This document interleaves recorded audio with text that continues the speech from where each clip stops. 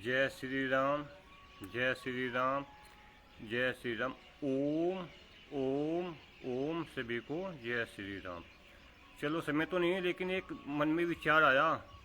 और जब मन में विचार आता है हम जब भी कहते हैं, भाई मन में कोई विचार आता है हमारे तो हम जब भी कहते हैं। हम समय नहीं देखते, समय चाहे जो भी हो, समय सब अच्छा होता है। समय सब अच्छा ही होता है ईश्वर की कृपा से। बस कभी विचार कोई मन में अच्छा आता है तो आप शेयर कर लेते हैं, आपको बता देते हैं। आपको अच्छा लगे अच्छी बात है, और आपको अच्छा नहीं लगता तो आपसे हम क्षमा प्रार्थना करते हैं। आप हमें क्षमा करें उसके लिए, अगर आपको अच्छा नहीं लगता। तो विचार आया भीड़ और चापलूसी के बारे में आज विचार आया, क्योंकि कल हमने एक घटना देखी, उसके बारे में करते हैं। भीड़ जो होती हैं वो 20 आदमियों की, 30 आदमी की, 100 आदमी और 500 आदमी की, उसका लक्ष्य सिर्फ दूसरों को नुकसान पहुंचाना होता है। भीड़ जो होती है क्या करती है, सरकार की संपत्ति जलाती है और बेवजह यातायात को बाधित करती है। भीड़ का बस एक ही मकसद होता है।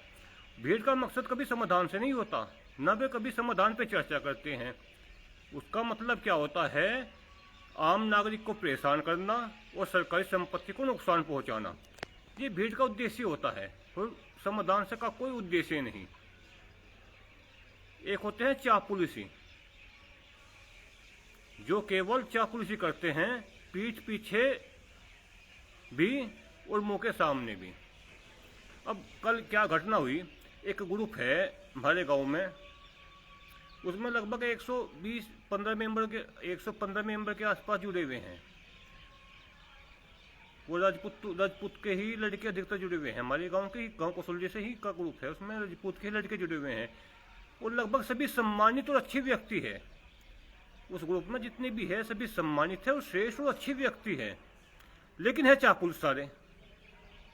बस दुख इस चीज का है, उनके पास पद भी है, उनके पास पैसा भी है, उनके पास नाम भी है, उनके पास चेहरा भी है, उनके पास परिवार भी है, उनके पास बुद्धि भी है, उनके पास पढ़ाई भी है।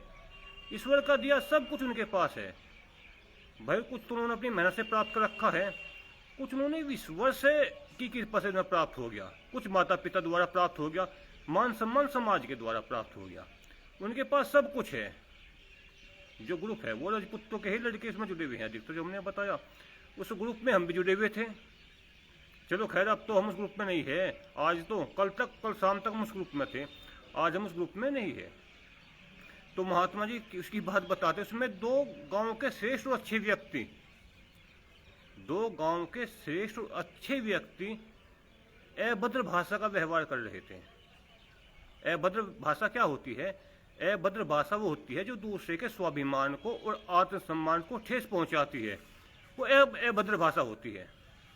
तो गांव के दोनों गणमान्य व्यक्ति एक दूसरे के ऊपर अभद्र भाषा का प्रयोग कर रहे थे, केवल 2 व्यक्ति। और जो उसमें 113 व्यक्ति थे वे मात्र चापलूसी बनकर देख रहे थे, मात्र चापलूसी। उनकी किसी की भी हिम्मत ये नहीं हुई कहने की कि आप इस ग्रुप में इस तरह की अभद्र भाषा का प्रयोग कैसे कर रहे हैं। और हमने उसमें आवाज उठाई, अपनी आवाज रखी, तो इतने वे अच्छे और श्रेष्ठ व्यक्ति है, हमें ग्रुप से रिमूव कर दिया। कोई दिक्कत नहीं है, रिमूव कर दो, वे ग्रुप से बाहर निकाल दो, हमें कोई आपत्ति नहीं है। हम तो बस आपसे बताए कि चापलूस किस तरह के आदमी होते हैं। एक गांव का गणमान्य व्यक्ति, एक गांव का श्रेष्ठ व्यक्ति, एक गांव का अच्छा व्यक्ति पीठ पीछे किसी के प्रति अभद्र भाषा का व्यवहार कर रहा है। और जिस व्यक्ति के पीठ पीछे वो अभद्र भाषा का व्यवहार कर रहा है, उसके चाहने वाले वहां मौके पे बैठे हैं या मौके पर देख रहे हैं। दुख होता है भाई, अगर मेरे से कोई मोहब्बत करता है और कोई पीठ पीछे मुझे गाली दे रहा है, तो जो मेरे से मोहब्बत करता है उसका अधिकार होता है, नहीं यार उसके पीठ पीछे गाली ना दो। अगर तुमने माँ का दूध पी रखा है ना, और तुम्हारे अंदर राजपूती खून है, और तुम महाराणा प्रताप को वंशज मानते हो अपने आप, तो उसके मुंह के सामने गाली दो। भाई आप महाराणा प्रताप को वंशज मानते हो, भगत सिंह की आप जयकारा बोलते हो, और अपनी माँ का दूध पी रखा है, तो उसके मुंह पे जाके आप गाली दो ना। आप अच्छा बुरा जो भी है भद्र व्यवहार करना उसके मुंह पे जाके करो, आप पीठ पीछे क्यों करते हो। तो ये दुख हुआ बहुत देख के। हमने अपनी वहाँ बात भी उठाई, लेकिन इतने वे बेचारे श्रेष्ठ व्यक्ति है, चलो खैर हम तो उस ग्रुप में नहीं, तो हमारा तो मैसेज यही देने का है कि चापलूस का बिना जीवन में बने। अगर मेरे कोई मित्र हो, मेरा परिवार हो, मेरे सगे संबंधी हो, मेरा कोई भी चाहने वाला हो, अगर उसकी कोई निंदा कर रहा है तो हमें ऑब्जेक्शन जरूर उठाना चाहिए। हम केवल एक शब्द तो कह सकते हैं, नहीं यार, अगर आप में ताकत है, आपके पास बुद्धि है, आपके पास बल है, वो पद का हो, पैसे का हो, परिवार का हो, स्वास्थ्य का हो, तो आप उसके मुंह के सामने कहो जाके, ताकि उसे भी पता चले कि आपके अंदर कितनी बुद्धि है। दो गांव के गणमान्य व्यक्ति, खैर उनका नाम नहीं बता सकता मैं, कि नाम खोने से अच्छा नहीं लगने का, तो मैं नाम नहीं बता सकता महात्मा जी उनका, तो दो गण्य मार्ग थी, आपस में इतनी अभद्र भाषा का व्यवहार कर रहे थे, हम मुख से नहीं कह सकते।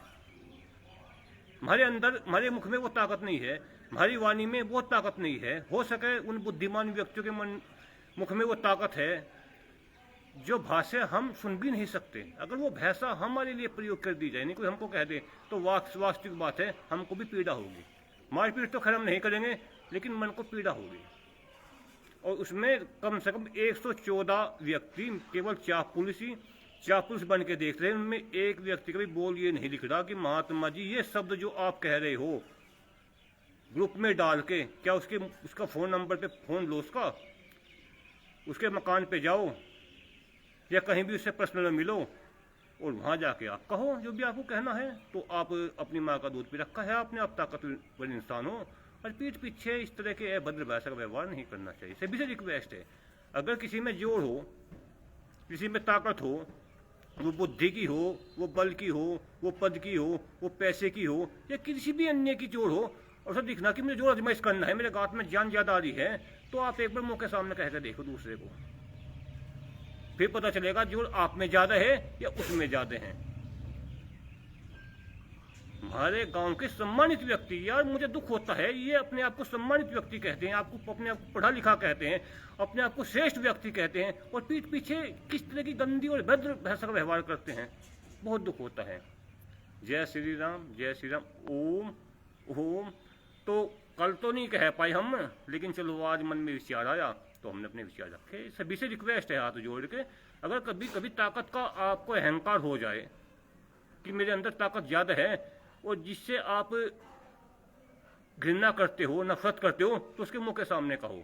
तो आपने अपनी माँ का दूध पी रखा है, नहीं तो आपने माँ का दूध नहीं पी रखा, ना आप महाराणा प्रताप के वंशज है, फिर तो आप नालायक, मूर्ख और अभद्र इंसान है। अगर पीठ पीछे आप अभद्र भाषा का व्यवहार करोगे और मुंह के पीछे चापलूसी करोगे। और उन व्यक्ति भी बड़े खतरनाक होते हैं कि मेरे पीठ पीछे मेरे मिलने वाले की कोई बेइज्जती कर रहा है, मेरे मिलने वाले को बुरा कह रहा है, और मैं भीष्म की डाल आंखें बंद करके बैठा हूं। वे भी आदमी बिल्कुल अच्छे नहीं, निंदनीय और पागल व्यक्ति है वे भी। उन्हें कम से कम एक शब्द तो कहना चाहिए कि अगर आप में हिम्मत है तो उसके मुंह के सामने जाके कहो। इतना तो शब्द तो कह ही सकते हैं, क्यों डरते हैं फिर? और अगर बैठता है तो उस स्थान को त्याग दो, उस आदमी को त्याग दो, उस स्थान को त्याग दो, आदमी को त्याग दो, या फिर निर्भय बन के जियो। क्या होगा? कुछ नहीं होता। धर्म के लिए, देश के लिए, समाज के लिए, परिवार के लिए आपको संघर्ष करना चाहिए। संघर्ष करना आपका अधिकार है। अगर देश में संकट आ जाए तो देश के लिए संघर्ष करो, समाज में संकट हो समाज के लिए संघर्ष करो, धर्म के लिए संकट हो धर्म के लिए संघर्ष करो। अगर परिवार पर संकट आवे तो परिवार के लिए संघर्ष करो। और अगर मान और स्वाभिमान की बात आवे नहीं तो उसके लिए भी संघर्ष करो। भले इसमें पराजय हो जाए, कोई दिक्कत नहीं है। पराजय तो महाराणा प्रताप की हुई थी, क्या महाराणा प्रताप की पराजय नहीं हुई थी? बताओ ये आप। हल्दी घाटी के युद्ध में क्या हुआ था? महाराणा प्रताप की पराजय हुई थी अकबर के सामने। लेकिन महाराणा प्रताप स्वाभिमान के लिए लड़ा, अपनी आन के लिए लड़ा। वो जंगलों में उसने घास की रोटी खाई, स्वाभिमान के लिए खाई, मान के लिए लड़ाई खाई। नहीं तो वो भी जाके वहां भोग विलास का आनंद लेता। उसके भाइयों ने भोग विलास का आनंद लिया। बीरबल कौन था? तानसेन कौन था?